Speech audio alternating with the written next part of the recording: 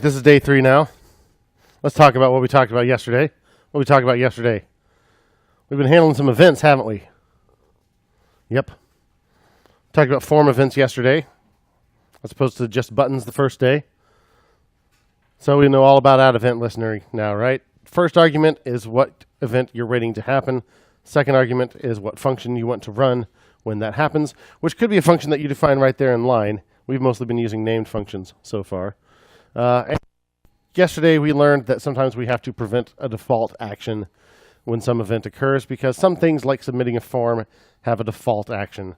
And sometimes that ruins everything because it refreshes the whole dang page and keeps our stuff from actually taking effect. So we learned all about that yesterday. We learned how to get the data out of a form.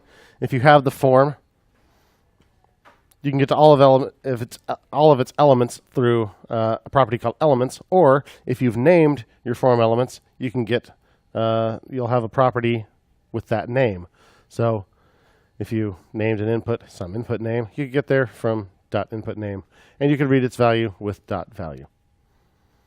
We learned a little more about manipulating the DOM. We've used text content now for 2 days. We know all about that. We learned about inner HTML. We learned inner HTML can be a little dangerous. There's some cross-site scripting danger there. If you take user input and then spit out inner HTML based on that.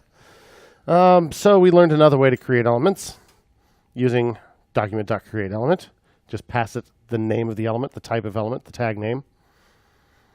And then it just exists as this JavaScript object out in space, not attached to the page yet. So to add it to the DOM, we need to append it to some element that's already there using append child. We're old pros at that now. Piece of cake. So today, we're going to deal with arrays. We haven't dealt with those at all yet, amazingly. We're going to deal with objects, JavaScript objects, which we've only dealt with kind of by accident. We haven't created any new ones of our own using object literals or anything like that. But that's a big part of what we're going to do over the next 3 weeks. So, or 2.5 weeks now. So we should probably get into that thing. So we've written one function, but we should probably have a better understanding of how functions work in JavaScript. So once we've beaten arrays and objects to death, we'll probably deal a little bit more with how functions work. But we'll be dealing with that the next couple of days because we're going to get into some kind of crazy stuff with functions. So you ready? You hyped?